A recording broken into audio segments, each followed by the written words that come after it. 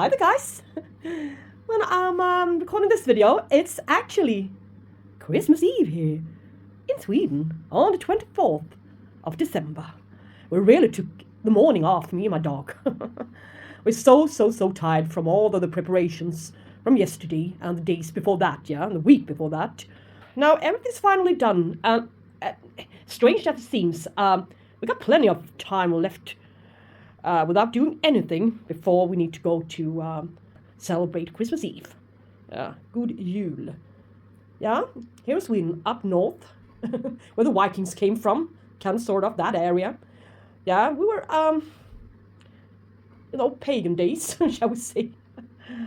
We were celebrating that the light finally arrived again. Yeah, that's why I'm calling it Jul.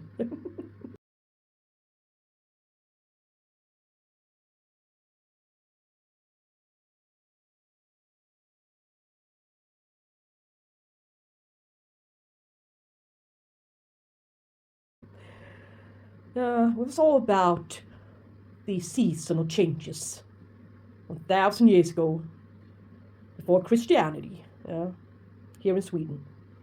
We had our own traditions and our own beliefs. So that's where that came from. Finally see the light again.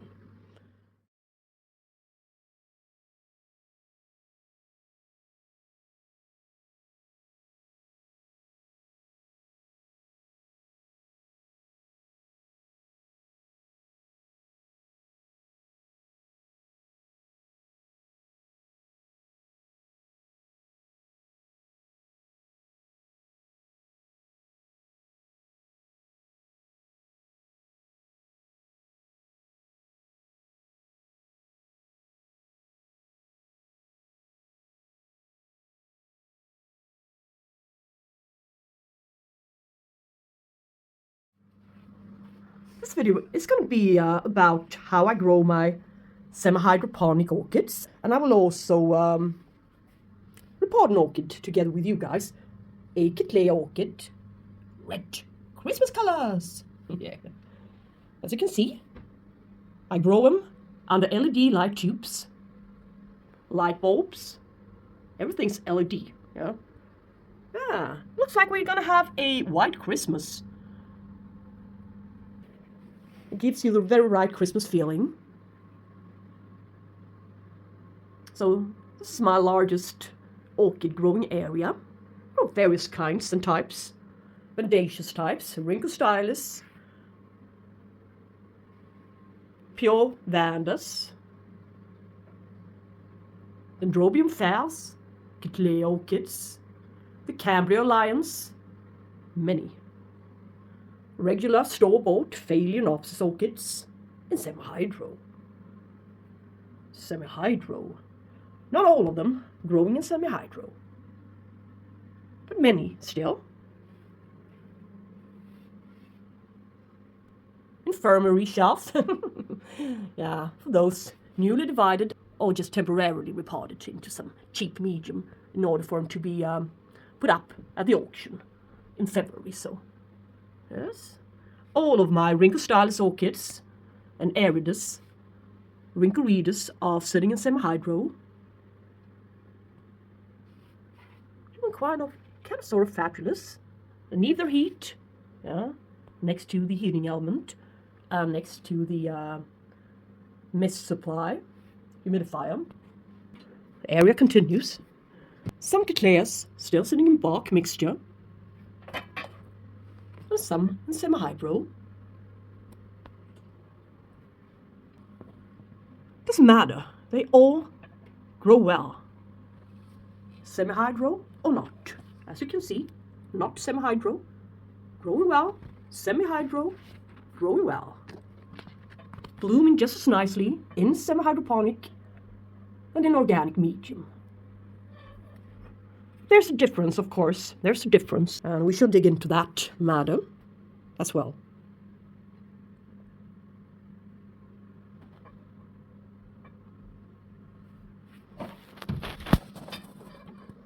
Loads of Cattleyas. So they grow very well here. In my conditions, a bit kind of hot. not so humid. I don't need all that humidity. Too new growth on that one. Some more semi-hydroponic orchids. Down here, bulbos. Not growing in semi-hydro, but still. Vise.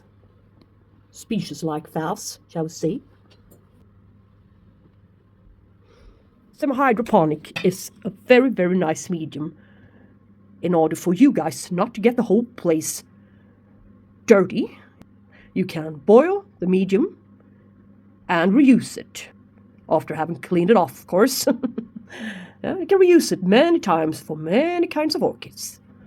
Doesn't matter if it's a bit mixed up with gravel. As you can see, I have a full layer of gravel on top on each and every one of these semi-hydroponic orchids I've got. And there's a reason for that. You can see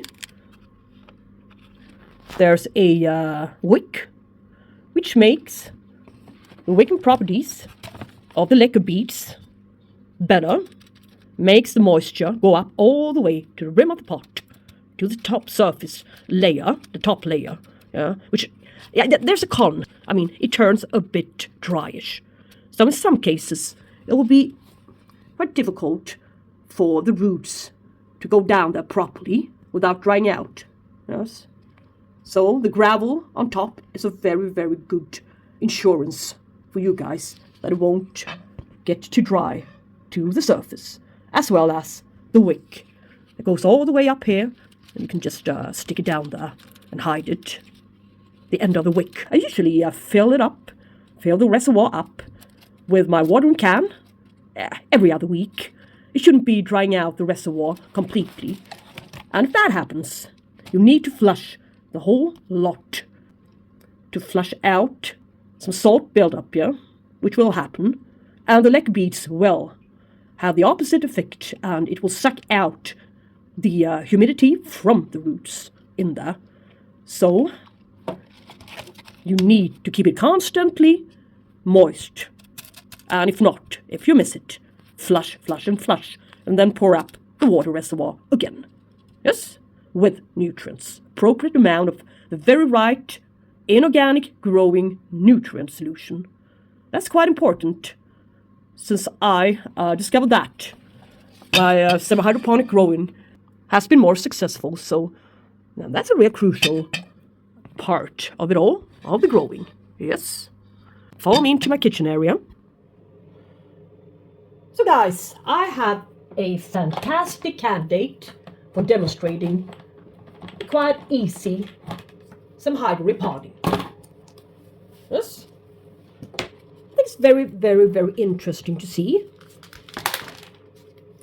the gorgeous development on a semihydroponic grown orchid. Look, this is a Cattleya species, Luedemanniana Rubra, purchased from Orchids and More in June 22, so a little bit more than 1.5 years ago. Look at very, very nice root development. I actually do not really want to touch her, but as you can see, I've got no choice. And as she's in such a good growing stage for the moment, 2 new growth as well. I see no other solution than just doing it, though I don't wanna. So, and this one is a flowering size, very nice Cattleya. It's never been in bloom here, though, but she's been growing a lot since I got her. She's in a very, very good stage. She's very healthy.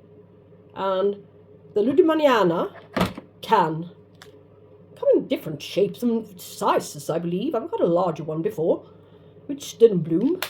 But I still got another one this sized, which did bloom. But, she was virtually killed by scales. So I took a toll on her.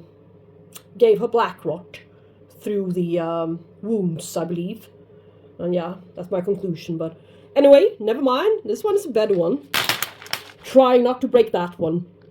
But, well, anyway, she's got a lot of good roots. So really, doesn't make a difference. This one little root tip shall be destroyed.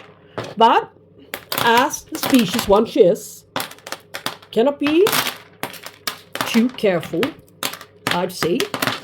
So, look, I did a softie on her, which means that I put down the whole lot into semihydro, root ball, covered with spag. Yes, the spag's still there.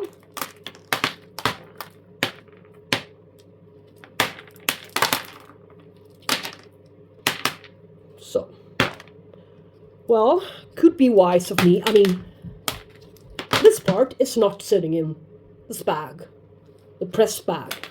This part is. I could divide her, but I don't want to at this stage.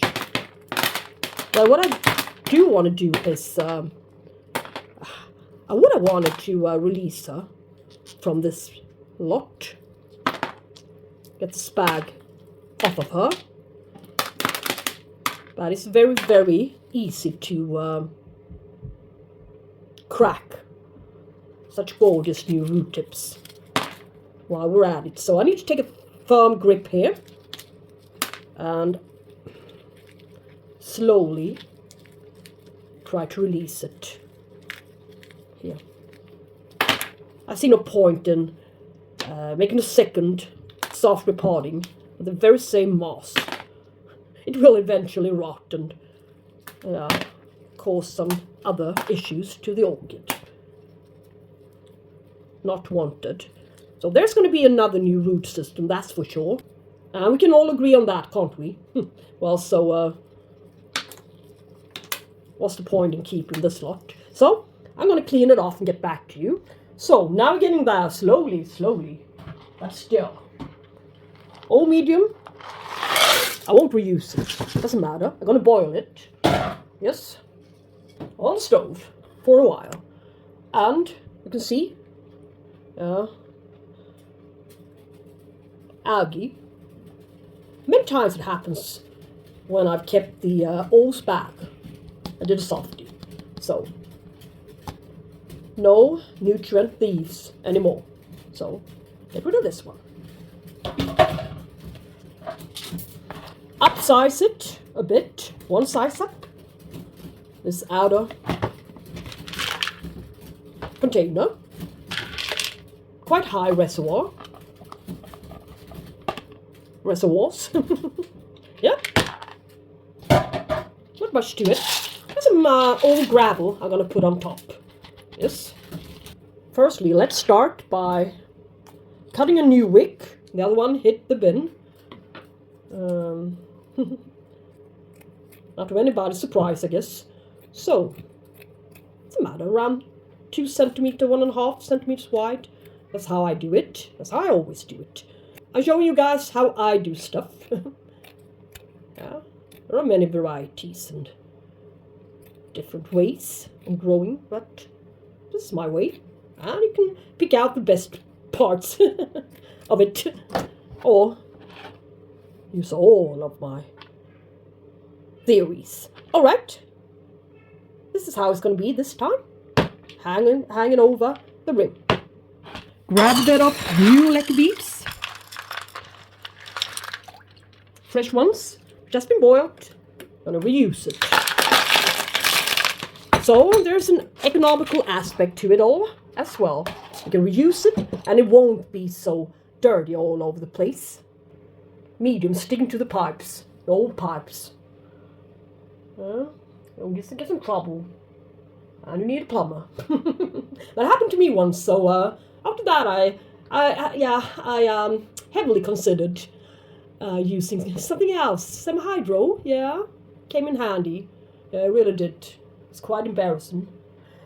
Yeah, having the plumber up here, discovering all the old medium stuck down there, down the drain, yeah, shall we say? Yeah, no, not so funny at the time, but now it's fun when I come to think of it. All right, well, let's look at the actual pad again and see what did happen. We need some new stakes. These are rotten. It's constantly moist. And yeah, I'm surprised how few roots that were actually dead in there. There's one here, but very, very healthy plant.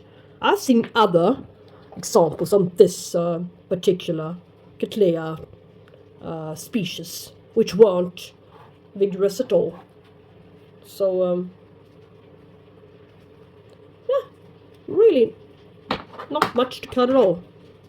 This little thingy, soft, mushy, but still looking swell. So, never mind. If this part dies, there will be some more ones, some new roots from that one, and these guys will become long and find the way down there. These are about branching, so there's a possibility on some more branching, so I'm not all that scared. Even this oldie is branching. Dig into this beautifully performing orchid. Yeah. I love species Cattleyas, as they grow very well in my conditions, so what's not to love about them? So, it's a quite good space here. This one, nothing's gonna happen from the back part, so it doesn't need all that moisture. So yeah, I better keep the wick hanging for where it's gonna be needed. Some extra moisture. That's why I use a wick, for the wicking properties, the water from all the way down there up. Yes. I won't make this a far too heavy pot for us. That's not my intention, but I surely would like to keep the roots down there rather than in the air, and preferably make their own way down there. So what do I need to do? Well, yeah, you can see that they are capable of taking up moisture already. You can see it turning slightly darker green. Yeah. And you can all see the pieces of charcoal mixed up with it. That's how I grow stuff. I love charcoal. So.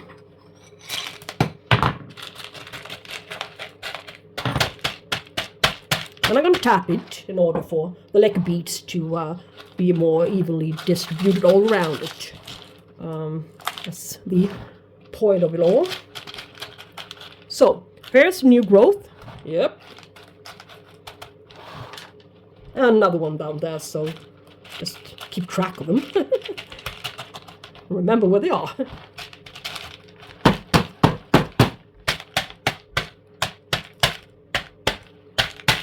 It's a very, very easy repotting method, isn't it? Now, to keep the moisture down, since if you're familiar with Lector growing, you know that the surface will be very, very easily dry, yeah? Dry out easily for you. And sometimes it will kill off the new roots as they're emerging, yes? And the root tip will turn black and stop growing. That doesn't mean that it won't keep on growing at a later time, yes? But only if given some more proper humidity around it. It can continue to grow. I'm not saying it will, but it can in some cases.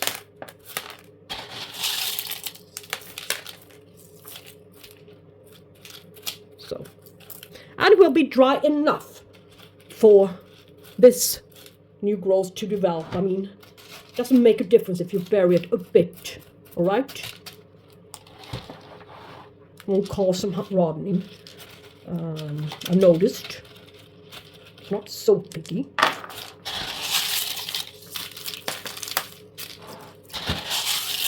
So this gal's going to stay in this one for some time, so I better make good repotting and be thorough, right?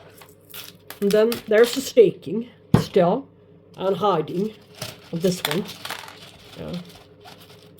Usually hide it underneath the gravel next to the rim, the side of the pot. In this case. So, see it. What you cannot see is not there. If you ask my golden retriever, he'd agree. What you cannot see is not there. Alright. Yay! Some new stakes and a water reservoir down there. With nutrients, of course, all the way from the start. Some of the roots will die off, but it doesn't matter, as I said. There are a couple of new roots coming, a whole bunch of new roots coming. So, good, beautiful, fresh new stakes. Barbecue sticks. Yeah, use almost anything in orchid growing. I like these compact growing orchids. They're very adorable. So, well, not much more to do. Just for looks. Only for looks now. Nothing else. Try to keep track of the new growth, where they are. It's the same color as, as a gravel. And where's the other one? Where is the other one? Oh, yeah, it's down there. Yeah. It's funny. Alright. Just wanted to cover these roots so badly, so. That's what a semihydroponic repotting may look like.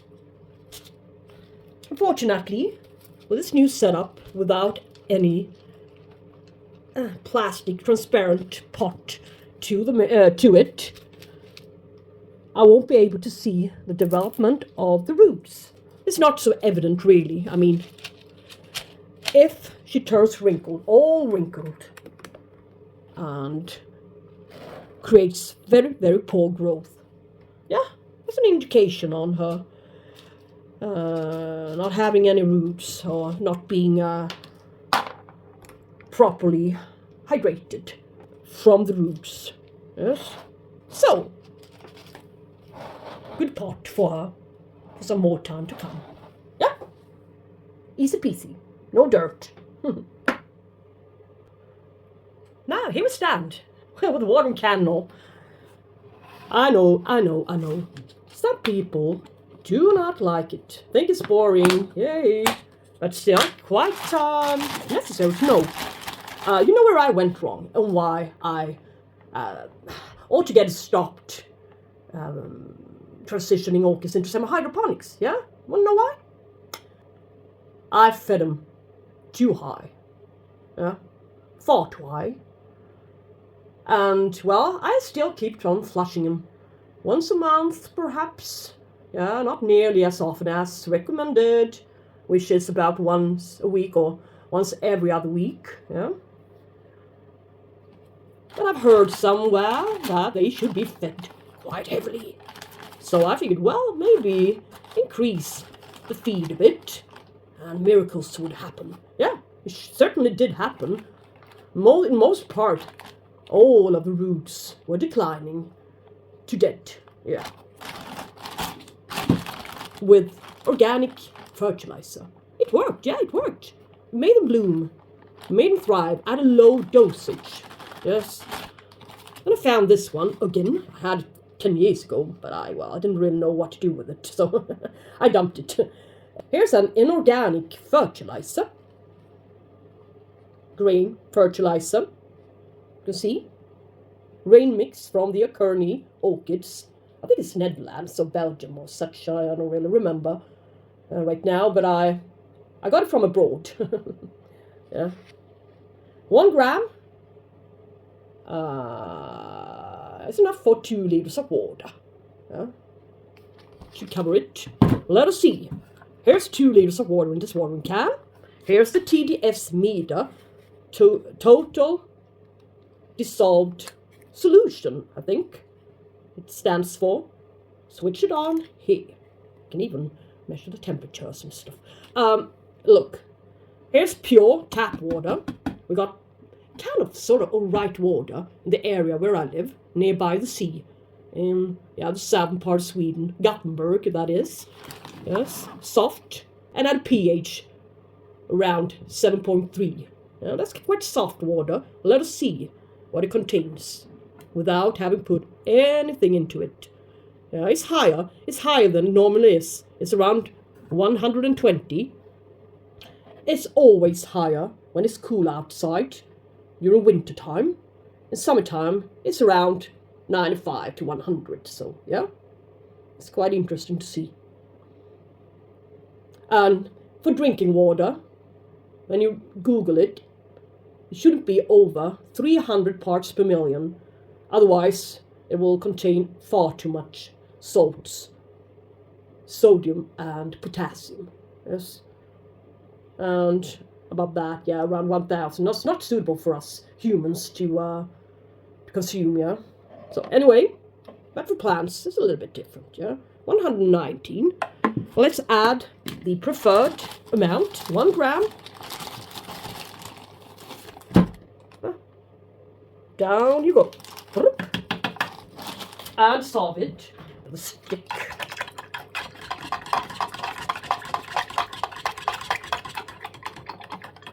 Let's say for orchids, let's say that the TDS would be around 0, nothing, zip, yeah. And it's recommended when you Google it, yay, Dr. Google, 150 to around 200 parts per million would be suitable for hydroponic growing, which includes orchids as well. Yes, let us see now. Yay. 0 and not 0 anymore. It's 340. Can you see? 300 and no, yeah. Up and down you go. Well, let's, yeah, now it's steady. We'll add it on about 329. Yeah. So, let us see what would happen if you would use the organic fertilizer, which I always use this time of the year, with less nitrogen, in order not to make the new growth flimsy, tall ones, but a little bit more chubby. Yes. New order from another watering can, which I poured up a couple of days ago. I always do that, so better for them. Yeah, the water quality will be a bit better if you pour the water up from tap a couple of days in advance. So yeah, here's the organic fertilizer I always use during winter time. Yes, from Curlin, 5 milliliters for 2 liters of water. Yeah, this one, and same goes for this one. Yeah, it says here, use them simultaneously. 1 cup is 5 milliliters. So yes, let's not exceed it. Just I want it to be correct. Yeah, that we all know that the water is 120. It's the same water. Poured up the very same day. So yeah. Let us see now. A moment of truth. Organic fertilizer. What would it give? Semi-hydroponic orchids. Yay. Switch it on. In there. Oh Lord. Yeah. For today, it's about 400. Oh, it's over 4. Whoa, it's rising. It's not ready yet. I have to wait. Now it's steady at a level on about 420. Yeah. So, it's quite a lot higher, isn't it? So, this one I'm going to save for the Cattleyas and other orchids sitting in organics. Yeah. Well, in addition to the regular Kearney rain mix, I've tried out something for me very new. I bet some of you already heard of it. Epsom salts. And it should be applied to your orchids 4 times a year, perhaps every 3rd month, to strengthen the foliage, give it greener, color and to ensure larger, more colorful flowers. And best of all, getting rid of the salt buildup to the medium and the root system, of course. All residue left over from irregular fertilizers. So I'm not going to go into this method in detail, since I'm not a pro and I will not add information, inappropriate false information for you guys here on YouTube. But I must admit I've only been using this method once for all of my orchids. 1 teaspoon Epsom salt dissolved in 1 gallon, which equals about 4 liters of water. Yeah. I simply just flushed it through the organic growing orchids, the medium, organic medium, yeah, that is. And I watered the semihydroponic ones with a water reservoir and let it sit there in the reservoir. I'm not really sure if that was the right thing to do, but, I did, but next time I will only flush it to get rid of some salt buildup to the Lector Beads, and, well, it didn't do them any harm, at least. So, well, here's some text I found on Google, just, compressed a bit, if you want to see what it's used for, this Epsom salts. So, I'm going to be a little bit more consistent in using it from now on, but, well, anyway, let us look at the Lector Beads I'm using and how I'm using them.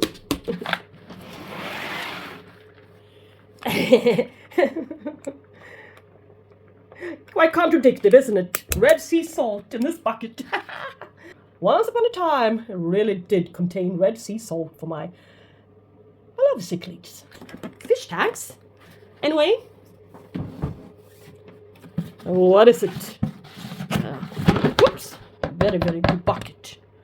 I usually keep it outside on the balcony, but well, the degrees below 0 we're having right now, I mean, the water was freezing, yeah? All right, here you can see a mix of gravel, a mix of Lector Beads. I usually buy them from IKEA. Not a good one. A good one, I think. It looks nice. Round, even, tidy. I think they are the best. And add a couple of pieces of charcoal as well for their disinfective properties, you see. I always add a couple of pieces of charcoal to my repottings as a routine thing. Yeah. If charcoal could talk. I would ask them if they were really, really serving any purpose, but, well, I bet they are. So, they should constantly stay in water. Otherwise, as I told you in the beginning of this video, what happens when Lector Beads dries out? Yeah. It will suck out any available moisture, yeah, which equals the roots, yeah? Nearest moist thing it will suck out. So, yeah, always keep the reservoir kind of sort of filled. That's where the wick comes in handy as well. It's an indicator on it being still moist or not. If the wick is dry, yeah, you certainly need to flush the whole pot. Yeah. But if it's not, well, it's kind of sort of safe to only fill up the water reservoir. But if you got the time, yeah, you got the spare time, it's not in a way to actually flush it anyway. Yeah. But as in my case, I got far too many orchids. Yeah, it's a heavy workload. But still, semi-hydroponic growing has made the whole orchid growing thing a lot easier for me to maintain. Yeah. So, and well, I thought about maybe transition all of my Cattleyas again into semi-hydroponics, but I changed my mind. Well, certainly a few of them will be transitioned, but I think it's nice to be able to show you guys who are, I mean, to even cover, shall we say, you guys who are growing in organic medium.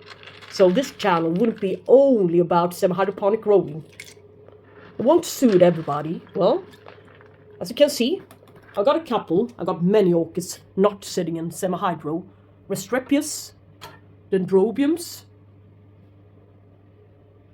some bare-rooted ones. As for this beautiful Sobanicophia with a spike. Yes. Frags. Yeah, could be very, very suitable for frags to be sitting in semi-hydro. Yeah. And the moisture would be available at all times. But now it's not, and it's still spiking. Yay. My paths, all of them in regular bark medium. As for in this cultivation cabinet of mine, frags and paths in organic, regular bark. But as for the Cattleyas, why not? Why not? I don't know if you got most out of this video on the level I would have wanted you to get. But that's why I've got the little comment section below where you can ask a couple of questions if there's anything unclear, if you've got any queries, suggestions for me. I'm not doing everything right, yeah? I'm just doing what I think is okay and suitable for my conditions here. And what I've learned from my mistakes, prior mistakes. So, yeah, you're most welcome to put a comment down there. Yeah? And, well, I hope you're gonna have a lovely week, holiday week, for you guys celebrating. And soon, New Year's Eve will approach. Yay. So until see you next time, take care, and we shall talk very soon. Bye-bye.